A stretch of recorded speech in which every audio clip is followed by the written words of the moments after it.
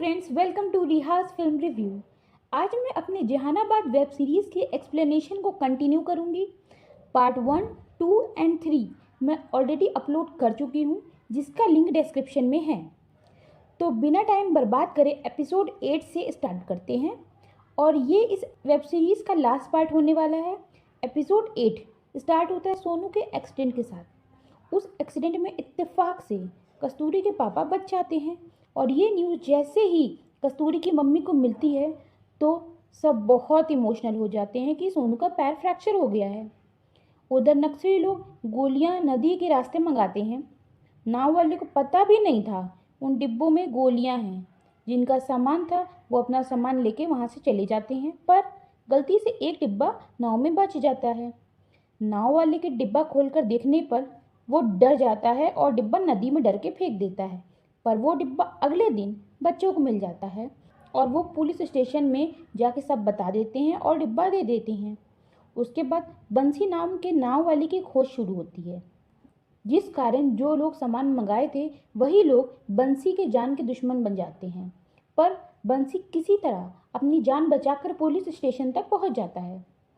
नक्सली लोग डर जाते हैं क्योंकि बंसी अभिमन्यु को पहचानता था और साथ में कस्तूरी को भी देखा था। क्योंकि अभिमन्यु जिस गांव गया था मामा को बोलकर, वो दरअसल बंसी को सामान लाने के लिए पैसा देने गया था और गलती से वो कस्तूरी को भी लेकर चला गया था। जिस बात को जानने के बाद मामा भड़क जाते हैं अभिमन्यु पर। एसपी दुर्गेश बंसी नाव वाले को कुछ पुलिस वालों के साथ पटना भेजते हैं स्केच बनवाने के लिए कि किसने पैसा दिया था और कौन सामान लेने आया था। पर रास्ते में नक्सली लोग पुलिस वाले पर हमला कर देते हैं और बंसी को निपटा देते हैं, पर उनका एक आदमी जिंदा पकड़ जाता है। इधर अभिमन्यु का रोमांस कस्तूरी के साथ अलग ही लेवल पर पहुंच रहा है।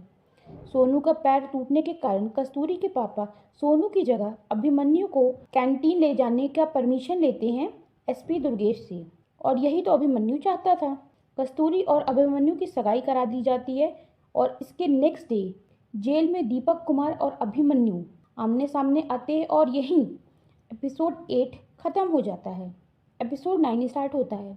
अभिमन्यु जेल का मैप अपने मामा और कुछ साथियों को दिखा रहा होता है। तभी वहाँ कस्तूरी आ जाती है और सब सुन लेती है। इतने में उन साथियों में से एक कस्तूरी को गोली मार देती है और ये देखते ही अभिमन्यु की नींद टूट जाती है। ये तो सपना था। पर जब अभिमन्यु कमरे से बाहर निकलता है तो देखता है कि कस्तूरी उसके लिए नाश्ता बना रही थी। फिर इन दोनों में रोमांस शुरू हो जाता है एज यूजुअल। पर अभिमन्यु बोलता है अभी नहीं, शादी तक रुकते हैं। फिर अभिमन्यु कैंटीन जाता है जहां उसकी मुलाकात फिर से दीपक से होती है। तो अभिमन्यु बोलता है धमाके की तैयारी हो चुकी है, 13 नवंबर डेट फाइनल है और भाभी आपको बहुत याद करती है। फिर दीपक चला जाता है।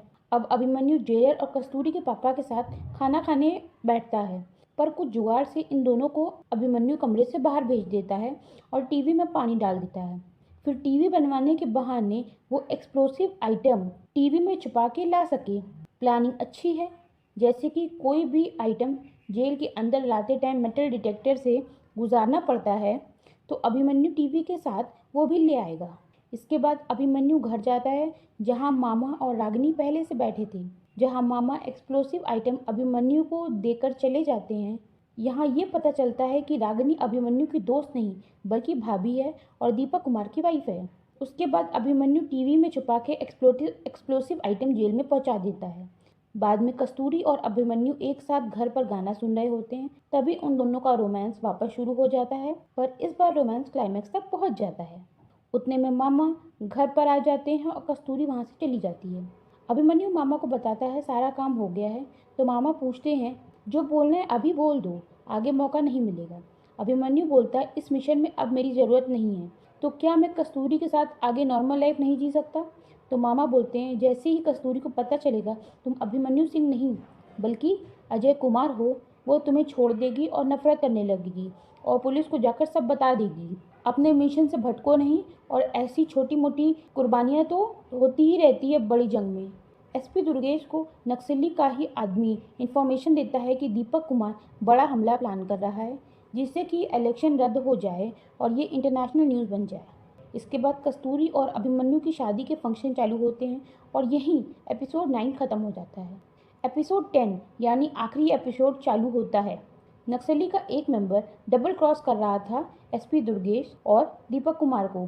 जैसे ही दीपक कुमार को इस बारे में पता चला, वो बहुत कूटता है इस मेंबर को, जिसके बाद जेलर उसे हॉस्पिटल लेकर जाता है और वो जेलर को बोलता है, दीपक कुमार मुझे मार डालेगा, मुझे यहीं रहने दो। और जेलर मान जाता है। मेहंदी का फंक्शन होता है कस्तूरी का। वोटिंग डे आ जाता है और एक पोलिंग बूथ पर नक्सली हमला कर देता है और सभी लोग डर जाते हैं। पर शिवू बाबू के मोटिवेट करने पर फिर से वोटिंग शुरू हो जाती है।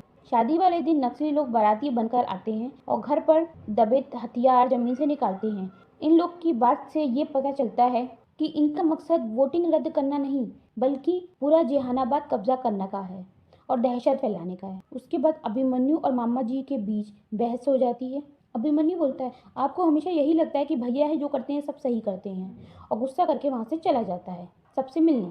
फिर वो इमोशनल होकर कस्तूरी की मम्मी से मिलता है, फिर पापा से, और लास्ट में कस्तूरी। फिर वो जेलर साहब से बोलता है, आपको टाई बांधनी आती है क्या, आप मेरी टाई बांध देंगे। जेलर साहब मान जाते हैं और उसके साथ चले जाते हैं। वहाँ मामा और अभिमन्यु मिलकर उन्हें किडनैप कर लेते हैं। नक्सली मेंबर जो हॉस्पिटल में था वो पुलिस वाले का बेदर्दी से गला काट देता है ब्लेड से। पुलिस वाले की यूनिफॉर्म पहन लेता है और फिर जाता है दीपक कुमार को छुटाने। दरअसल ये मेंबर डबल क्रॉस पुलिस वाले को कर रहा था, न कि दीपक कुमार को। छूटने के बाद दीपक कुमार सारे कैदी के पास जाता है और बोलता है, जो मेरे साथी हैं इधर आएं। और जैसे ही उसके साथी एक साइड आते हैं, दीपक सबको गोली से उड़ा देता है और बैकअप का इंतजार करने लगता है जेल में, क्योंकि अभी गेट कीपर्स और बाकी लोग जेल में बचे हैं। और वो बैकअप लेकर आने वाला है अभिमन्यु सिंह। एसपी हाउस से दुर्गेश निकलता है और पुलिस स्टेशन जाता है इंस्पेक्टर को रिसीव करने, क्योंकि ये दोनों शादी में जाने वाले हैं, कस्तूरी और अभिमन्यु की। पर दुर्गेश बोलता है, पहले हम शहर का एक राउंड मारेंगे और देखेंगे सब सही है, फिर शादी में। राउंड मारते टाइम उन्हें गोलीबारी की आवाज सुनाई देती है हर जगह से। गोली की आवाज सुनते ही एसपी दुर्गेश भी जवाबी हमला करने लगता है। नक्सली लोगों ने हर पुलिस स्टेशन में आग लगा दी थी, जिस कारण हर तरफ सब लोग पुलिस के बैकअप की डिमांड कर रहे थे। उतने में अभिमन्यु बारात लेकर पहुंच जाता है कस्तूरी के घर और वहां से अभिमन्यु के लोग उसे उठाकर ले जाते हैं। और ये है एपिसोड 1 का फर्स्ट सीन। और उस गाड़ी में जेलर भी था। फिर अभिमन्यु जेलर से बोलता है, जेल खुलवाओ और वो लोग बैकअप लेकर आए हैं, ताकि अभिमन्यु और मामा पर पुलिस वाला हमला न करे। पर जैसे ही गेट कीपर ने गेट खोला, अभिमन्यु ने सारे पुलिस वालों को मार डाला। फिर दीपक, अभिमन्यु और मामा मिलकर एसपी दुर्गेश और इंस्पेक्टर पर हमला कर रहे थे, और वो इन लोग पर इतने में पीछा करते करते कस्तूरी भी आ जाती है अभिमन्यु की गाड़ी का। और अभिमन्यु को गोली चलाते देख वो समझ जाती अभिमन्यु क्रिमिनल है, और वो भी गुस्से में गोली चलाने लगती है। पर कस्तूरी को गोली ना लग जाए, जिस कारण से सब लोग गोली बंद कर देते हैं। पर एक गोली जाकर कस्तूरी को लग जाती है और वो वहीं मर जाती है। कुछ महीने बाद छत्तीसगढ़ का सीन दिखाई देता है, जहाँ कस्तूरी दिखती है नक्सली की यूनिफॉर्म में। और यहीं ये सीरीज खत्म हो जाती है सेकंड सीजन के हिंट के साथ। आपको ये सीरीज कैसी लगी कमेंट बॉक्स में बताइए और चैनल को सब्सक्राइब करिए। और अगर वीडियो अच्छा लगा हो तो लाइक करना बिल्कुल ना भूलें। आज लिए इतना ही। Thanks for watching.